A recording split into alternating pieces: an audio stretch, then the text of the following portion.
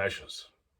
Sometimes all it takes is a cigarette-smoking man to expose the truth. I thought with this one, I'd borrow the greatest series that Jim ever did in order to present this. Internet Insanity for One Night Only is back, and I hope you enjoy what we put together.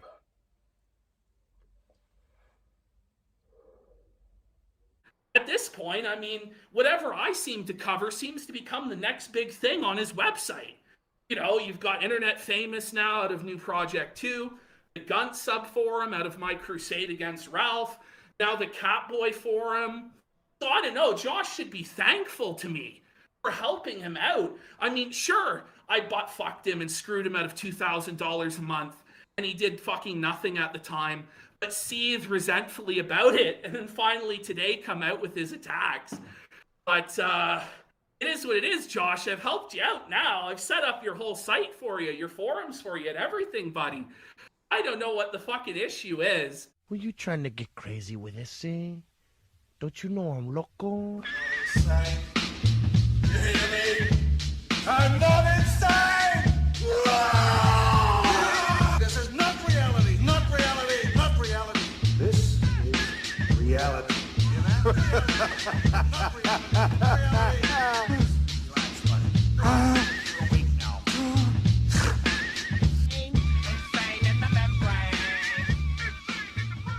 When we wish to predict the future, what a man will do next, we only have to look at what he's already done.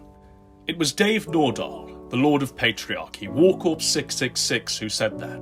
A man who has remained resolute in his devotion to staying the same, being an unchanging force in this ever-changing world. Alright, if you don't know, you should know. My name is Warcorp 666, and I'm the beer-drinking, rant-spewing motherfucker here on YouTube. I don't write scripts or none of my shit. I just shoot from the hip and what I really think and what I really feel, and I really don't give a rat's ass whether you like it or not.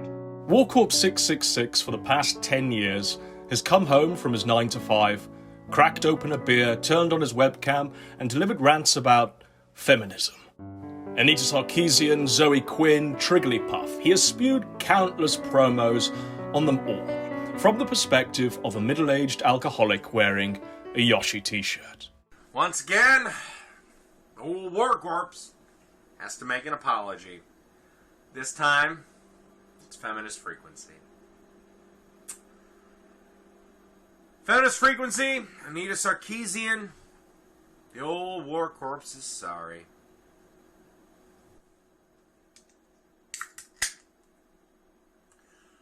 Sorry about the fact that you're so full of shit!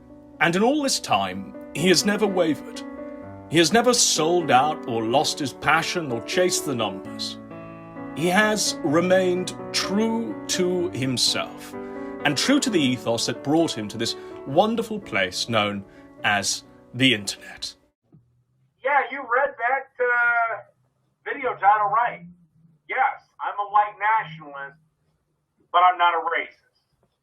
In his mind, Gamergate never died. Not really, not for him, anyway. You see, for Warcorp 666, it was never about selling mugs and hats. It was never about super chats and paywalls. It was about, bizarrely, or perhaps even admirably, it was about, and still is about, ethics in video games journalism. This is the story of the Kino Casino, how it rose and how it fell. Oh, fuck. Oh, my God. Okay. Jesse, I'm sorry. I will never, ever do a show with you. I'm sorry. You've already done a show with me multiple I times. I will never, ever do a show with you ever again. Okay. That's it. Is that like the way you'll never be cut a off? grifter? Cut off. Cut off. Well, no, I am like grifting. the way that you would never I am grifting, Jesse, but at the end of the day, I'm just talking. I'll be honest, Andy, like Jesse can go or I can go at this point. I really don't want to deal with Jesse. Sorry, Jesse, you're kicked from the show. All right. Well, I'll be for real. But we can have differences of opinion and we can keep moving on, right? Are we good? Are we good, Andy? Are we good, Andy? A long time ago, in a distant land, PPP and I used to make content together. It was a friendship that was first and foremost a creative one. We shared the same mind on pointing out the hypocrisy of retards on the internet. Whether it was Sargon trying to be the voice of the working class but belittling anyone who didn't wear an ill-fitting suit, whether it was Ethan Ralph making a career from pointing and laughing at people but being unable to take a bit of heat when that infamous sack of grizzled flesh made its first appearance, whether it was Nick Fuentes professing to be the next President of the United States but T-posing on teenage girls in a shopping mall. Hypocrisy, ladies and gentlemen, hypocrisy being called out in all its forms. Chat's going crazy. They want to hear from us, but they don't get to. Nassim. CBFK. Leo says total depravity. Oh shit, what's happening?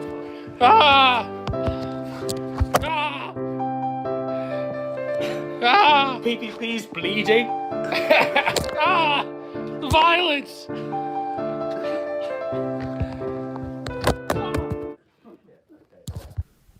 Let's talk about Dick Masterson, Josh Moon, and New Project 2. When you're raped by a pack of... The reality of it is, why is everybody from New Project 2, why is everybody from New Project 2 defending you?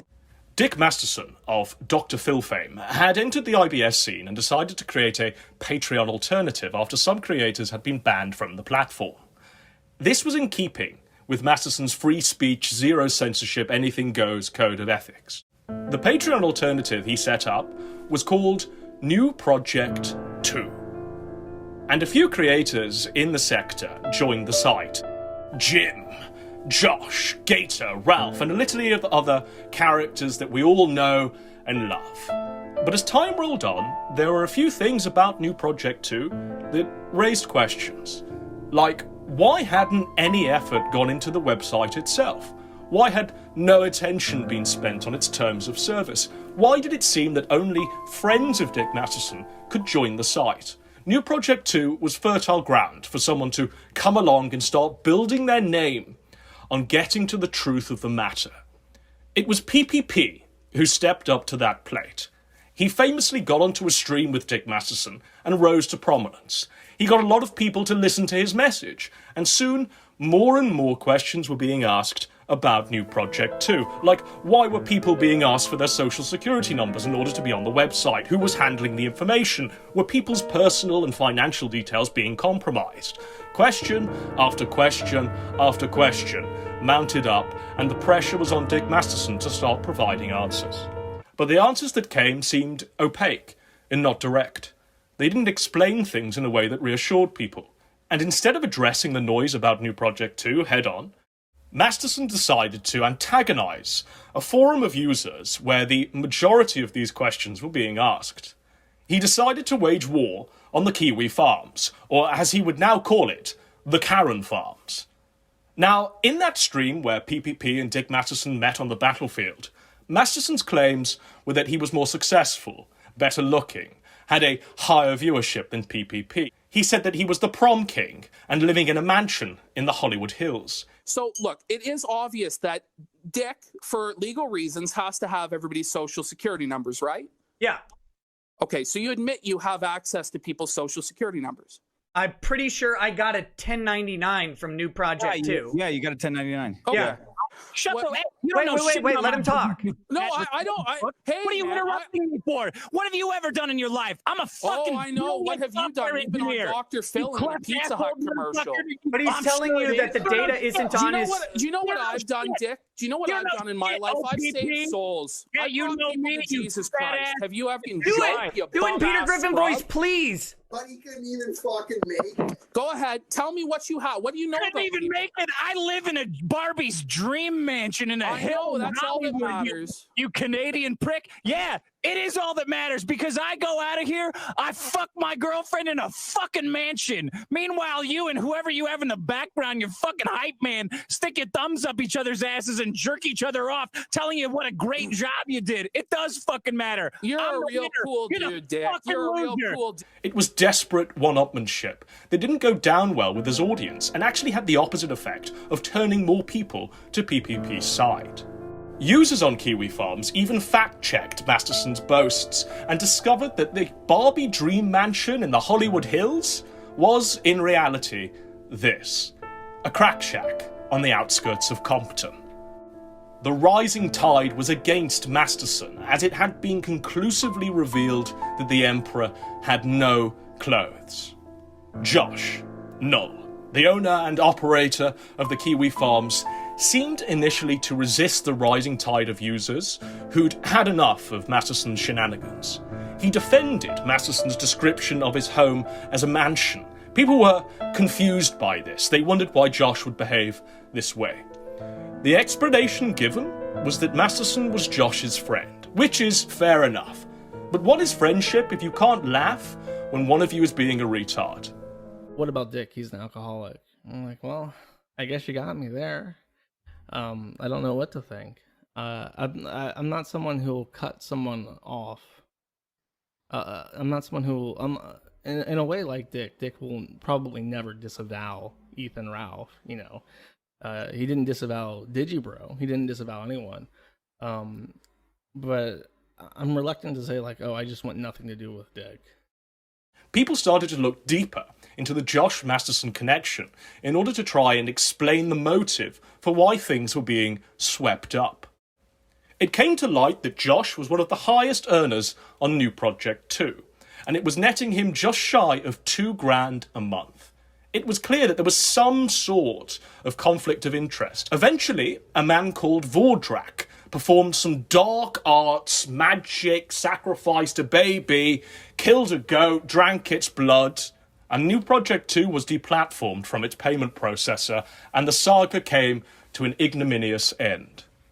But the legacy of the arc was that PPP, the man who started the fire, cost Josh $2,000 a month by leading a crusade against the website that was paying him.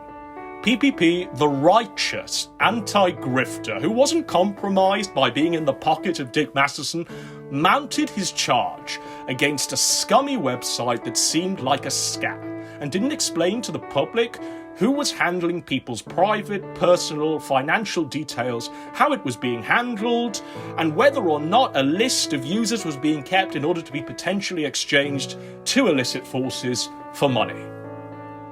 Wahoo! Is it a good day, buddy? Everybody dab on his fucking grave! But anyway, that was New Project 2. Ancient history. A footnote in the long tapestry of internet spurgery. Something that should have been forgotten. Lost to the mists of time. Alas, even the best laid plans of mice and men go awry. They want me because I'm the hottest property in this sphere right now. In the aftermath of New Project 2, PPP's star rose and rose, and his viewership exponentially grew. The audience sided with PPP, the underdog, making his name on taking down the big dog grifters in the sector. PPP wasn't bragging about the numbers or the money or his prom king status. Instead, he was the everyman. He didn't give a damn. He just said what was on his mind and didn't need fancy OBS templates to make his points. The effectiveness of PPP was that he could fire up a stream on his mobile phone and deliver a fire and brimstone sermon on the state of the nation and the sinners within it. It's time. It's time to talk about one of the biggest scam artists that there's ever been. So, we're talking about Wilshire Boulevard. Now, what the hell is Wilshire Boulevard? Well, Wilshire Boulevard is a book that Coach supposedly wrote, that Gonzalo Lira supposedly wrote. It was already written, guys, and he just needed a little bit of support to get the book over the top. Spoiler alert, the book still isn't out. How could that be? He said it was already written. How could it not be out? But anyway, getting ahead of ourselves. Getting ahead of ourselves here. Wilshire Boulevard, a novel. He's raised 14,288 Canadian dollars out of his $9,986 flexible goal. So the project was funded. And people liked him because he didn't have an ego. He didn't have this involvement. He had this detachment. And the internet was a hobby and not a career for him. That was the most important thing. Jarbo came on and just fucking unleashed and just punked that fucking bitch-ass pussy Ethan Ralph. Ethan Ralph wouldn't debate him one-on-one. Ethan Ralph wouldn't go on his show, a neutral platform, or Kato's show. It had to be the Kato stream, where Gator plays the soundboard and cranks your volume down to -20. Well, mine's at 5,000. Well, the reality is Jarbo fucking knocked you out. So you have to fucking cry and complain about it because you're the new prison prag that gets fucking raped. He was just a guy having fun, laughing at hypocrites on the internet. It wasn't a grift. It wasn't about super chats or donations. It was about content, first and foremost. The integrity of putting on a good, entertaining show. For many, including myself, this was the golden age. Fuck Phantom Organization's furry Discord. Fuck him, he's a pedophile. I don't care. That's what I said. That's what I said. Fuck every one of these cocksuckers, these degenerates and faggots who try and leech off of me, I guess. However, nothing lasts forever, and all good things must come to an end. Often, the indication that the good times are over and entropy has kicked in comes in the embodiment of this man, Andy Warski.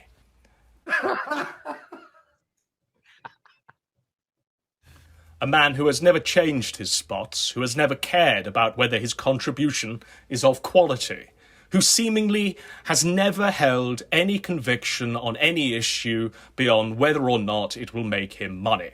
And you know what? With someone like Warski, that's okay, because he's never claimed to be anything different. He never started against grifters and became one himself. No, he has always been an unapologetic, child-aborting, grifting retard, from start to finish. I am the man. And you're going to show me this level of disrespect on fucking camera? Buddy, don't be a fucking hero. Buddy, don't be a fucking hero. No, don't be a fucking man. Fucking hero, buddy. Are you fucking being serious? What do you think's going to happen? What, are you going to try to fight me? What are you doing? When I take What care are of you you? talking about, buddy? I'm Like, not what trying to fucking fight world you. are you living in? I already... A series of circumstances and happenings led to PPP and Andy Warski joining forces and creating a prime-time internet bloodsport show called the Kino Casino. It's a new golden age. PPP and Warski present Fantastic! the Kino Casino. Don't stay back, but come in and make sure you aim for the top prize here at the Kino Casino. The casino at first seemed to be a hybrid of the two men's approaches on the internet, a cross between Warski's shameless grifting motifs, hence the casino theme, and PPP's topics of pointing out the hypocrisy of his two most studied topics, Ethan Ralph and Nick Fuentes. The show started with a lot of goodwill behind it. People were happy that PPP, the underdog, now had some success in getting his anti-Ralph, anti-Fuentes message out there to tens of thousands of people, more viewers than he'd had ever before. How could that be? I thought we felt it in Warski, but now he's back and bigger than ever. The Ralph and Mayo's winning, Andy. What are we going to do? And people were happy that Warski was able to escape from the shadow of his years-long alliance with Ethan Ralph and get back to the heady heights of the JF Warski Live days of yore. Because of this goodwill, the super chats were flowing in. Money was being made. The two had successfully managed to monetize the PPP talking points on Fuentes and Ralph and proven that there was a gap in the market to do so. But one of the big questions that entered my mind right from the beginning was this. Why is this thing called powerchat being promoted by the Kino Casino as the primary way of donating to them? Why didn't they promote something else, more credible, stream elements, or hell, even enable YouTube's own super chatting facility? It was very strange to me that the Power Chat was primarily the platform where donations were being asked to be sent to. So I looked into Power Chat, and I discovered that powerchat was a payment processor for IP2 and is and always has been linked to people like Lulz, Baked Alaska, Nick Fuentes, America First. It's murky. It's really, really seedy and always has been. Even from before episode 1 of the Kino Casino, PPP was warned not to use powerchat because of these questions. All of us knew that this would come back to haunt you. It's a Godwinson Live News Alert! Right, so let's get into this. Let's fucking do this. So, powerchat is the primary way that PPP and Warski get their super chats. Now, this is a fucking suspicious, sketchy-ass motherfucking site. This is shady as fuck. It definitely looks like something, and probably is something, probably definitely 100% is something, that harvests your personal details. So, why didn't Warski and PPP stop using powerchat when they were told to? Why didn't they stop? Instead they doubled down. It was suspicious as fuck, ladies and gentlemen. And now it turns out, folks, that powerchat is 50% owned by Baked Alaska. Baked fucking Alaska. You can't write this shit, folks. Baked Alaska, a known federal informant, owns a 50% share in powerchat. So PPP and Warski have knowingly used a federal informant's website to host their super chats. They knew all along. Now, this is a website that harvests incredibly significant amounts of personal data, your credit card details, your address, your phone number, your name. It needs and takes everything from you in order to sell it on to the highest bidder. You've all been sold out, folks. There it is. There it is. So funny to me. It's a fucking beaver.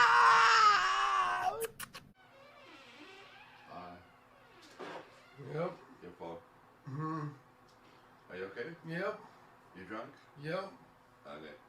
How about going to bed? Do you want me to help you? Yep. Anyway, the goodwill was still with the Kino Casino. The Fuck Ralph Festival united Ralph's enemies under one banner. And Jim interviewing Jaden McNeil made the casino the #1 place for criticism of Nick Fuentes and America First. People were willing to overlook the flaws that were apparent and rationalizing in their own minds that these things will be ironed out with the passage of time and as more shows are made. Things like Warski pausing any given clip every 5 seconds to give some of the most wet-brain takes in the history of mankind. Things like the show only ever being about the two topics of Ralph and Fuentes. Things like Warski forcibly interrupting PPP's flow in order to stutter his way through a screed of super chats. These things would be ironed out, surely, and the show would find its groove and evolve and develop into something truly amazing. PPP, please ask Andy to uninstall the spacebar on his keyboard. You should be the holder of the pause. Andy said the show fell apart without him. Silence him? Whoa, buddy. That's fucking some intense shit there. I don't know. Sometimes I sympathize with the sentiment, brother. Sometimes I'm like, I want to get through this fucking clip, man. Sometimes I just want to get through the clips, man, but it's tough. Relish head for $20. But week after week, show after show, it all came and went with zero improvement. The topics remained the same, the delivery remained the same, the retardation got worse, and things turned truly stagnant and stale. And even when the topics looked like they would change from flogging the dead horses of Ethan Ralph and Nick Fuentes, the change appeared to be in the form of Warski shilling an Instagram account where he, a man in his mid-30s who snorts cocaine from the picture frames in his parents' living room, pretends to be the next up-and-coming featherweight champion of the world. It's desperate. It's garbage. It's shit. Straight up. All right. Hug, my man. Let's go, champ. That is Cog. The Cog. He'll be here. There you go. Oh, wait, real fast. Oh, real fast. Medicare Masochist for $50 saying Ethan Ralph is an inspiration. Every time I see him, I immediately have to get on the treadmill. Thank you so much, Medicare Masochist, for the 50. And so the inevitable happened, and people's goodwill for the casino began to dry up. They'd had enough of seeing the same old week after week, and they'd had enough of offering suggestions every week to improve things, but never being heard. It was the contempt that the Kino Casino had for its audience that proved its downfall. If all you see your audience as is a paycheck, and you don't value and respect their opinions, then you truly have sealed your fate. The aspiration shouldn't be to shamelessly grift a dollar without putting any effort into the content whatsoever. The content, the show, the creative process should always be front and center, just like in the good old days.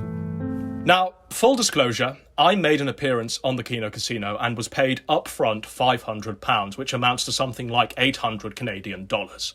I want to explain the reason why I was there and what was going on behind the scenes. I had been contacted by PPP after a long absence from the internet, and I was told that Warski was being fired imminently, and whether or not I would be available to replace him as the permanent co-host. The reason why Warski was being fired was self-evident really, but it mainly boiled down to Warski going on holiday, not to Portugal with his family as he lied to the audience about, but instead flying out to see some catfish in the US, on the proviso that he would have sex with her. He didn't. She refused to sleep with Warski or even kiss him. And Warski, after a full week, flew back to his parents' house and seethed on Discord. When Warski went on this jaunt, PPP put on a series of shows with Persip, the King of Pol, the Squire of Gothos, and Culture War Criminal. The wheels of the show kept turning, even though Warski was away, and the money was secured. We fast forward to a month or so later, where PPP is unable to make a couple of Kino Casino episodes. And instead of Warski putting on the show in PPP's absence, instead of him putting on a good show or even a show, and delivering to the audience, there was no show. Warski didn't lift a finger. In fact, he never does. The reality of how the Kino Casino is made and put together is that Persip and the Squire sit there all week prepping the show, gathering clips and notes. It is then briefed to PPP extensively in multi-hour-long calls. The show is seemingly locked down, and then literally 30 minutes before the show goes live on a Friday night, PPP tells Warski what the show is about, and Warski puts in absolutely zero effort into the show prep whatsoever. He turns up every week and expects that PPP has prepared the show for him to grift off of. And Warski, believe it or not, has the right to veto anything he doesn't like on the show. Like some sort of shit king. And if PPP doesn't do the preparation because either he's on holiday or ill, then the show doesn't get made. Warski then gets 50% of all the money made for his retarded laughter, his inability to speak, and his cringe-worthy Instagram shilling. Woo, lad. Cockroach. Warski, you're just a fucking cockroach, buddy. Like, okay, like, fuck you. Like, what was thing to say?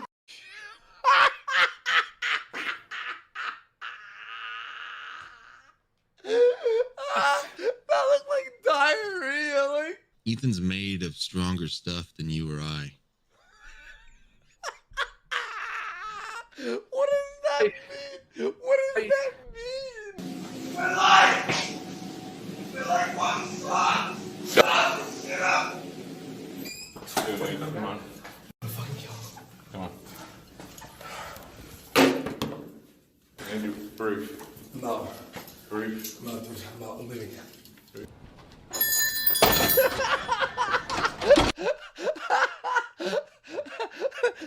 Look at Ashton. Ashton looks defeated. Ashton looks literally defeated. Warski, Canes, and Meyer.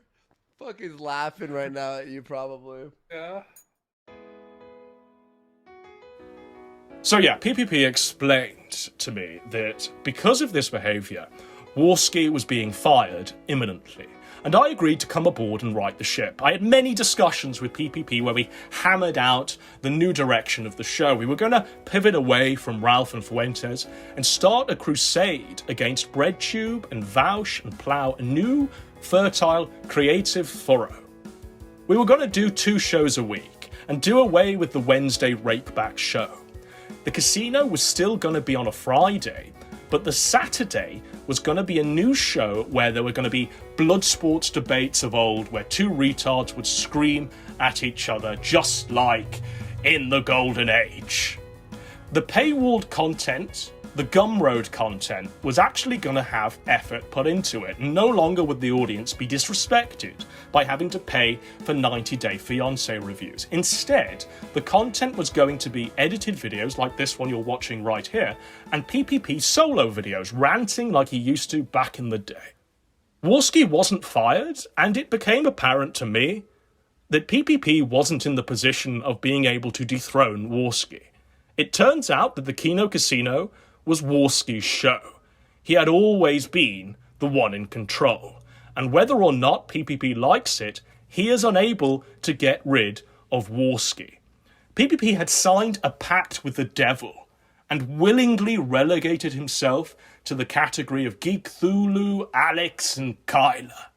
Sorry guys, I gave you a taste of what could have been, but now it will never be. And that guy got arrested. Yeah, but what if he shot?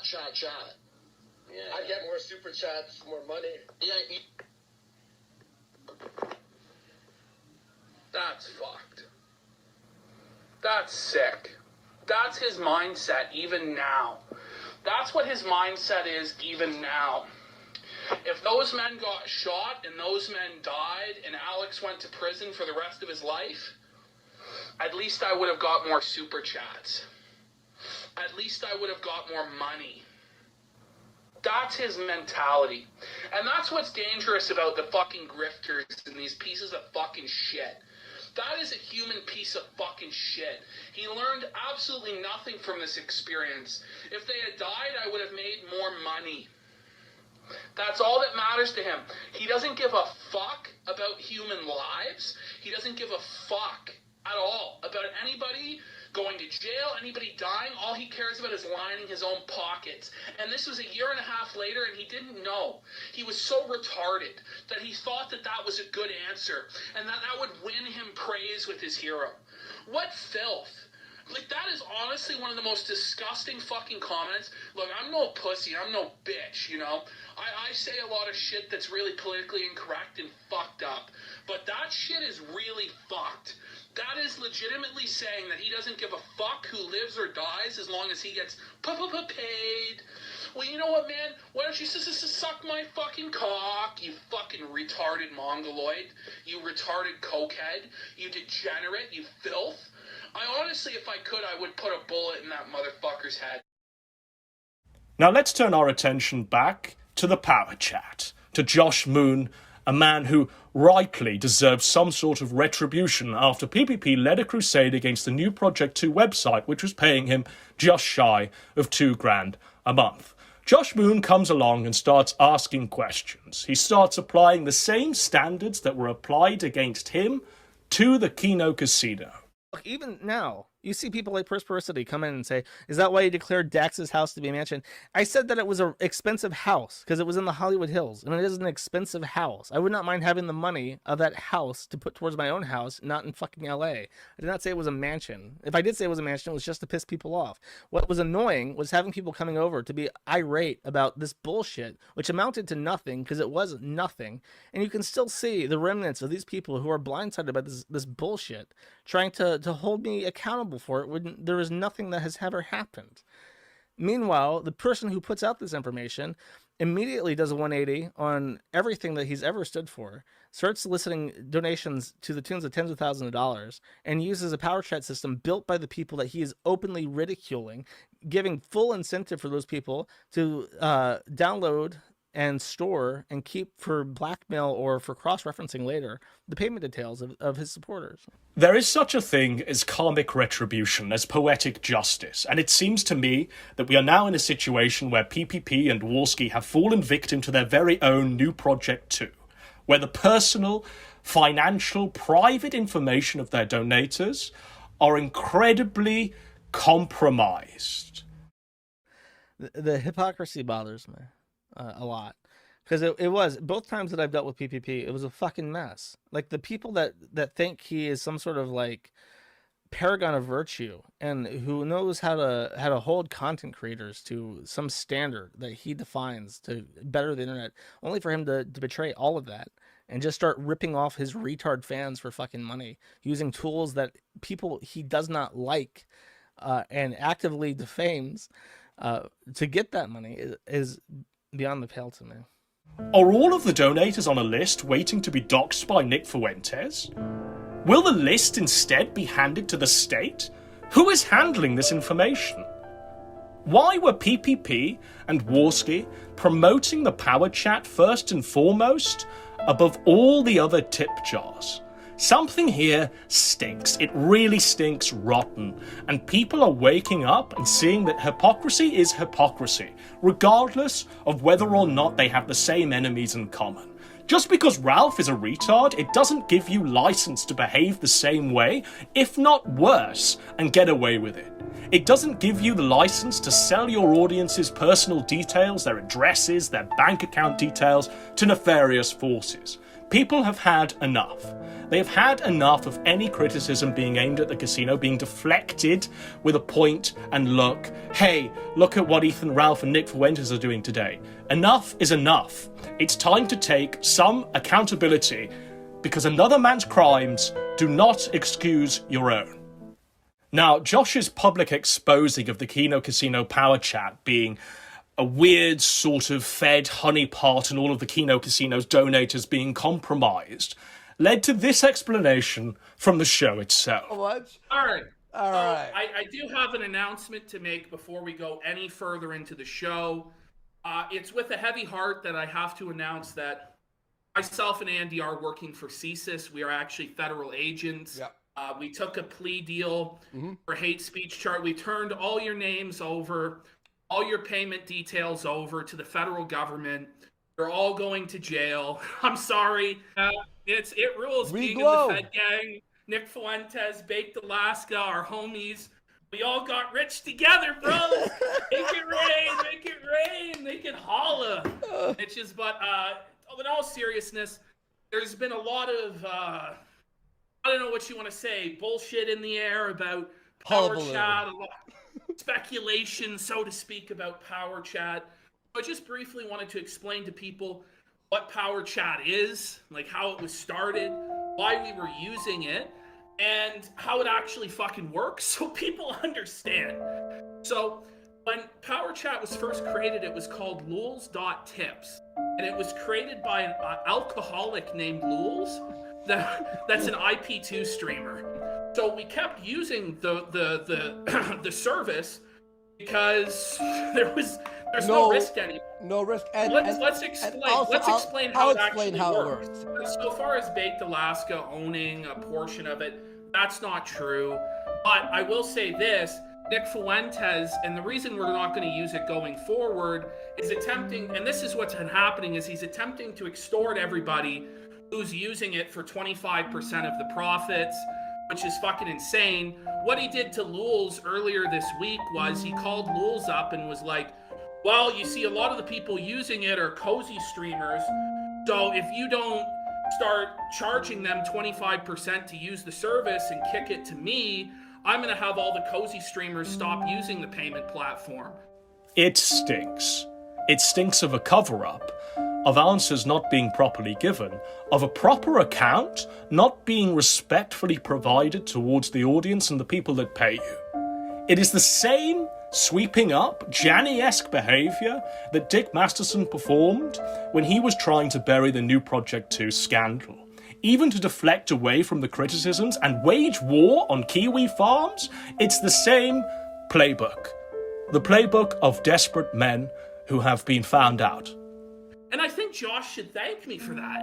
At this point, I mean, whatever I seem to cover seems to become the next big thing on his website. You know, you've got Internet Famous now out of New Project 2, the Gun Sub Forum out of my crusade against Ralph, now the Catboy Forum. So I don't know, Josh should be thankful to me for helping him out. I mean, sure, I butt-fucked him and screwed him out of $2,000 a month, and he did fucking nothing at the time, but seethed resentfully about it, and then finally today come out with his attacks. But, it is what it is, Josh. I've helped you out now. I've set up your whole site for you, your forums for you, and everything, buddy. I don't know what the fucking issue is, but he's still seething about New Project 2 to this fucking day. And this is what it ultimately boils down to, is that Josh is upset and jealous that there's somebody out there that has the charisma and the persuasion skills to influence the users of his site to make them believe things. Even for the casino to deflect away from its power chat scandal by trying to resurrect the New Project 2 scandal is even more shameful.